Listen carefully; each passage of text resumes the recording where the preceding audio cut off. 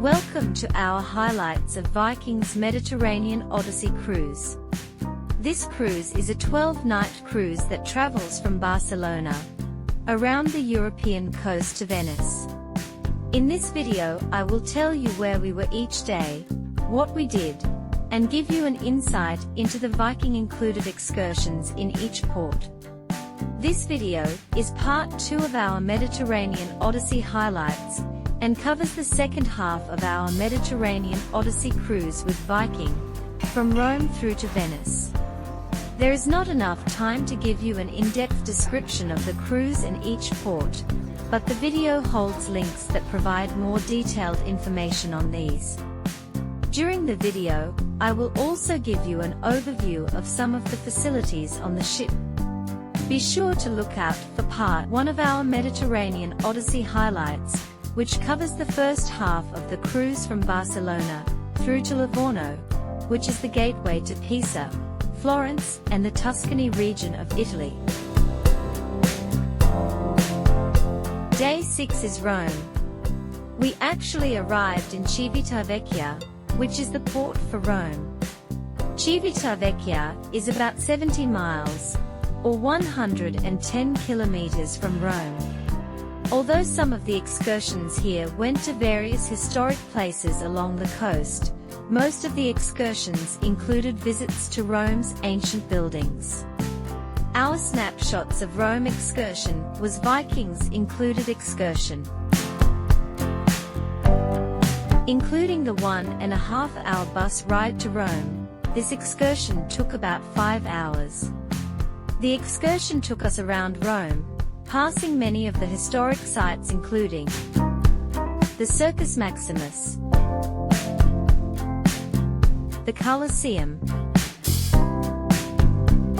and the Piazza della Repubblica, before stopping at the Vatican City.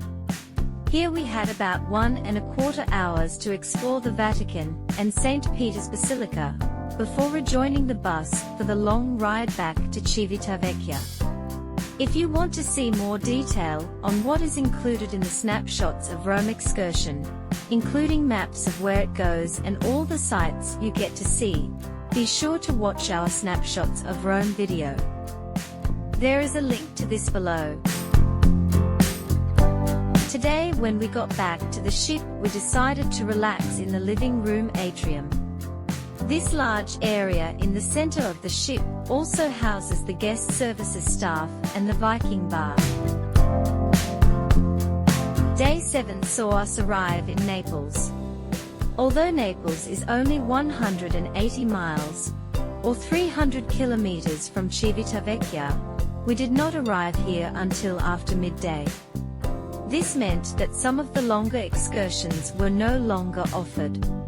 However, there were still some exciting tours available that included Naples, Pompeii, and Sorrento on the northern end of the Amalfi coast. Viking's included excursion was a 3-hour tour, titled A Scenic Tour of Naples. This provided a scenic drive through the city to see key sites, with a stop to experience the atmosphere of Naples. We however chose one of the optional tours, which cost around $80. This 6-hour tour, which took most of the time the vessel was in port, was called Sorrento and Limoncello. Our tour traveled along the edge of cliffs around the Bay of Naples to the town of Sorrento. Along the way, we stopped at a limoncello factory to see how this liqueur is made, and to taste the final product. Once in Sorrento, we had about 1.5 hours to explore the town before returning to the ship. Our Sorrento and Limoncello video gives an insight to what you see on this excursion. There is a link to this video below. Day 8 is the only day the Mediterranean Odyssey cruise is not in port. But there is lots to see throughout the day as the ship sails through the 2-mile, or 3-kilometer wide, Straits of Messina between Italy and Sicily. The day starts early as the ship sails past Stromboli, which along with Vesuvius, which we saw in Naples, and Etna, which we pass later in the day on Sicily, are the three active volcanoes in Italy. Throughout the day the ship's intercom systems provides information on what you can see and the history of the area.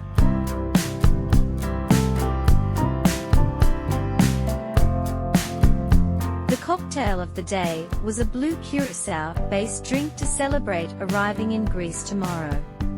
We couldn't help but set ourselves up with one of them by one of the large panoramic windows to watch Sicily slip past and the sun set serenely into the Mediterranean. After dinner that night we decided to check out the Guitarist in the Torshane, which is the late-night music and nightclub venue.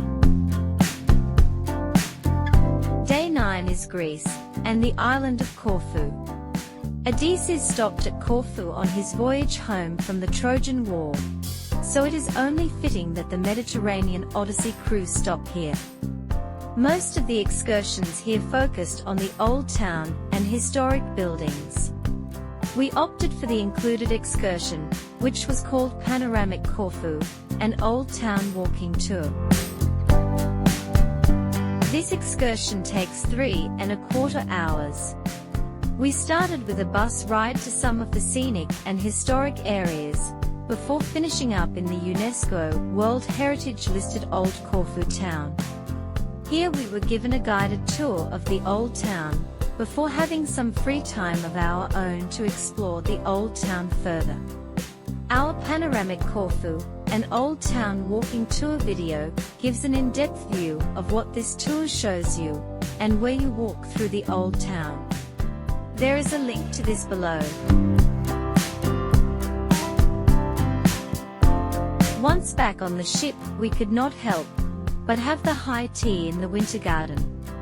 And as the ship set sail we nestled into the Mamson's Lounge area, which is part of the Explorer's Lounge, to watch the island slip away.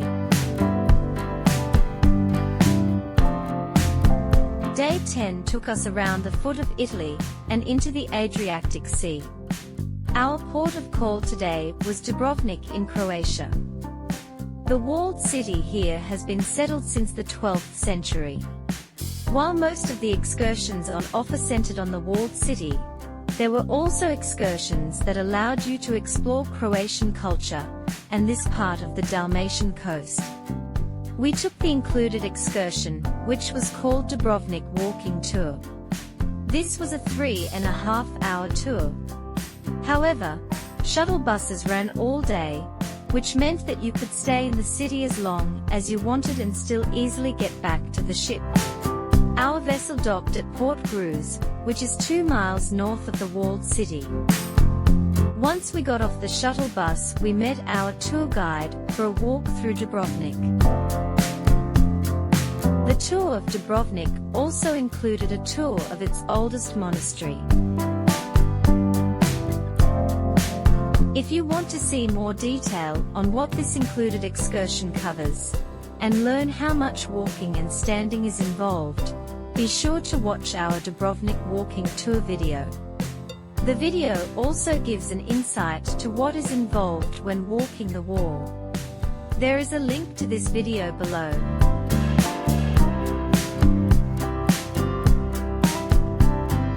At this point, can I ask you two things? If you have any extra information that will help others, please add a comment. And if you find this video helpful in any way, please give us a like. And if you haven't already, please subscribe to our channel. And we will give you the lowdown on other places that you might be interested in exploring.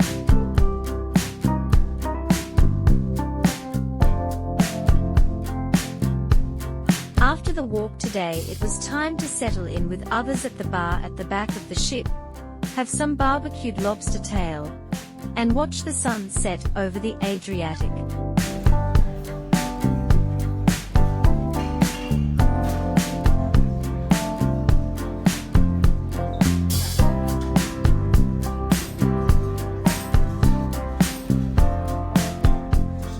11 took us to Split, also in Croatia. The excursions here allowed us to explore the hinterland of Croatia and its neighboring countries, or to tour Diocletian's palace.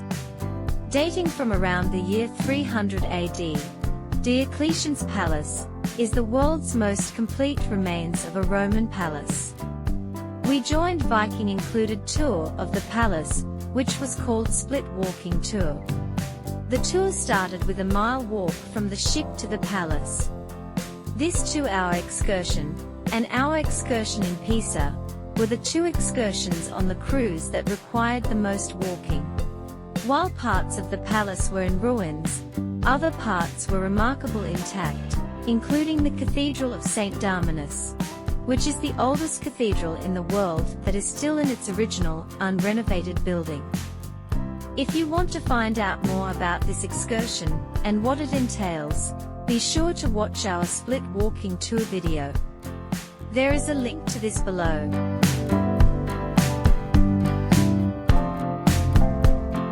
For our last night of sailing, we settled into the upper deck of the Explorer's Lounge to watch the ship navigate its way out of Croatia, on the way to our final port of Venice. Day 12 saw us arrive in Venice. Our port of arrival was actually Chioggia, which is in fact about 25 miles, or 40 kilometers south of Venice. All the excursions on offer here, except for a few involving Chioggia, were about Venice and the things that could be done in Venice, such as gondola rides.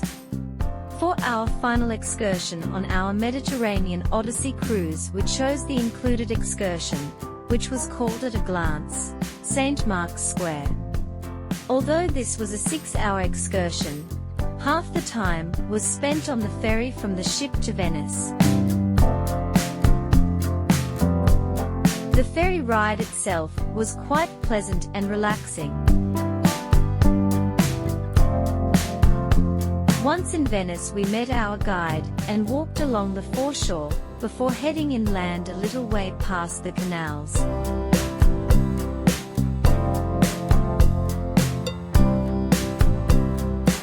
The tour ended up in St. Mark's Square, where we were then given some free time to further explore some of the historic buildings and the island, before returning to the ferry to take us back to the ship.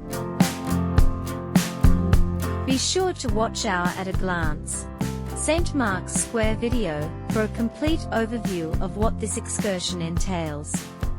There is a link to this below. That afternoon, when we arrived back at the ship, we headed to the pool grill, near the main pool. And it was a hot dog for lunch. It was just as well that we had a light lunch, because that night, to celebrate the last night of the cruise, dinner included a buffet of cakes. Naturally, it was impossible to stop at just one slice. The final day of our Mediterranean Odyssey cruise saw us up early and ready for our 8 o'clock disembarking time. We noticed that some people with early connecting flights were disembarking at 3 in the morning. The last disembarking group was scheduled for 9 o'clock. From here we traveled by bus into Venice, where our cruise ended. Well, there is a brief look at the second half of our Mediterranean Odyssey cruise with Viking, from Rome through to Venice.